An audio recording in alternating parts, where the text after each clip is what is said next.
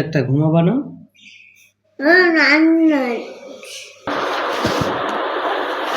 আসসালামু আলাইকুম, আশা করি আপনারা সবাই ভালো আছেন। আমি আপনাদের দোয়া আল্লাহর রহমতে ভালো আছি। তো বন্ধুরা, বরাবরের মতো আজও একটা ব্লগ নিয়ে আসলাম। গতকাল আমাদের বাবু একটার পরও মূলত ঘুমাইছিল না। ওর আম্মু সারাদিন মূলত কাজ কাম করে আসে, অনেকটা টাইট থাকে। মূলত আমিও বেসিক্যালি কাজ করতে করতে অনেকটা টাইট থাকি। আসলে এই সময় যদি বাবু এরকম করে কিভাবে মেনে নেওয়া যায় আপনারাই বলেন। ওর ভিতরে কাঙ্ক্ষিত অনেক আনন্দ থাকলেও মূলত আমাদের যে কষ্ট হচ্ছিল এটা তো আর সে জানে না, তাই না? পরে মূলত আমি অনেকবার শাসন করলাম, তারপরে কোনো কাজ হয় না। এদিকে আমার অনেক কষ্ট হচ্ছিল, কারণ কিছু বলতেও পারি না। আসলে ছোট মানুষ, কি বলবো আপনারাই বলেন। পরে আমি বাবুর আম্মু ও বাবুকে রেখে আমি ঘুমিয়ে গিয়েছিলাম। যাই হোক, পরে আমি সকালবেলা উঠে এসে দোকান খুললাম। দোকান খোলার পর আমাদের এখানে পাশের দোকানটা আছে হেমায়েত ভাই, ও বলতেছে যে ভাই এখানে যাইতে হবে। তারপর দোকান বন্ধ করে হেমায়েত ভাইয়ের সাথে মূলত এক জায়গায় যাওয়া রওনা দিলাম। সেখানে আসলে হেমায়েত ভাই কিছু টাকা জমাচ্ছে, ওই টাকাটা উঠানোর জন্য একটা রিক্সা নিয়ে বাবু আর আমি গান কইতে কইতে ওই জায়গায় যাওয়ার জন্য রওনা দিলাম। আমাদের বাবু মূলত রিক্সা চড়া বেশি পছন্দ করে, এই জন্য বাবু অনেকটা সিলমুডে ছিল। এছাড়া ব্যক্তিগতভাবে আমারও অনেক ভালো লাগে রিক্সা চড়তে, কারণ বাবু সাথে থাকলে তো আর কোনো কথাই নেই। পাশাপাশি আমি হেমায়েত ভাইকে বলতেছি, ভাই আর কতক্ষণ সময় লাগবে, আর কত দূর যেতে হবে। যাই হোক, কথা বলতে বলতে অবশেষে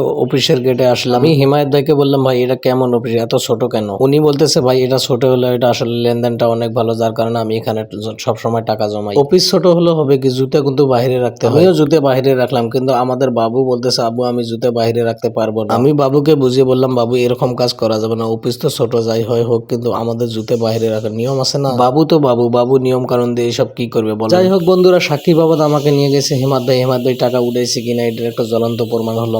তবে এখানে এসে দেখি ম্যানেজার মালিক দুইজনে বসে আছে। ম্যানেজার হেমায়েত ভাইকে বলতেছে, ভাই আসলে মেহমানকে নিয়ে আসছেন, মেহমানকে তো মেহমানদারি করা যেতে পারতেছি না, কারণ রমজান মাস। বাবু হাসি খুশিতে থাকলে হবে কি, বাবু কিন্তু চোখ মুখ সব গতি গতি করতেছে, কারণ ওর যে ঘুম ধরছে। আমি তো বাবা, আমি ভালোভাবেই জানি। যাই হোক, ঘুম ধরলে হবে কি, এখানে তো আর শোয়ার জায়গা না। ওখানে কাজটা সেরে মূলত আবার আমরা রিক্সা ভাড়া করে বাসার দিকে রওনা দিলাম। এখানে লক্ষণীয় বিষয় হলো আমাদের বাবুর যেন ঘুম ধরে আছে। আর ঘুম ধরবে না কেন, গতকাল সারা রাত তো সে আমাদেরকে এমন জ্বালান জ্বালাইছে, সে নিজেও ঘুমায়নি, আমাদেরকে ঘুমাইতে দেয়নি। তবে আমি মাঝে মাঝে জিজ্ঞাসা করতেছি, বাবু তোমার কি ঘুম ধরছে, একটু সত্যি করে বলো। আমাদের বাবু বাংলা ইংরেজি মিলে কথা বলে, যার কারণে বাবুর ভাষা বুঝতেও একটু কষ্ট হয়। মজার ব্যাপার হলো, বাবুরে চিপস চানাচুর এটা ওটা কিনে দিচ্ছে, কিন্তু বাবু না খেয়ে ওগুলো হাতে ধরে সুন্দর করে আসে। আমি মনে মনে ভাবতেছি আমাদের বাবুর অনেক কষ্ট হচ্ছে, জায়গা সামনে গেলে তো হয়তো বাসা আসবে, বাসা আসলে ওরে ঘুম পাড়াবো, তাই না? পাশাপাশি হেমায়েত ভাইরে বলতেছে, হেমায়েত ভাই বাবু তো ঘুমায় যাচ্ছে, এখন কি করি বলেন। হেমায়েত ভাই আর কি বললে, হেমায়েত ভাই বলতেছে একটু কষ্ট করে থাকতে বলেন, সামনে তো আসলে পরে তারপরে বাসা গিয়ে ঘুম পাড়াইবে। যাই হোক, রিক্সাওয়ালা মামারাও আমি বলতেছি, মামা একটু দ্রুত চালান, বাবু ঘুমাইছে। তো মামা মোটামুটি জোরে চালায় চালায় তো দ্রুত নিয়ে আসলো। বলে ঘুমানো বাবুটারে আসলে সুন্দর করে আসে মশারি টাঙায় টাঙায় এইভাবে সুন্দর করে ঘুম পাড়ায় দিল। যাই হোক বন্ধুরা, আমাদের ভিডিওটা যারা দেখতেছেন এবং যারা দেখবেন সবাইকে অভিনন্দন। বন্ধুরা, ছোট ভাই হিসেবে পেজটা ফলো করে দিবেন, ভিডিওটা ভালো লাগলে লাইক কমেন্ট শেয়ার দ্বারা পরিপূর্ণ করে দিবেন। তৎক্ষণাৎ সবাই ভালো থাকবেন, সুস্থ থাকবেন, আল্লাহ হাফেজ।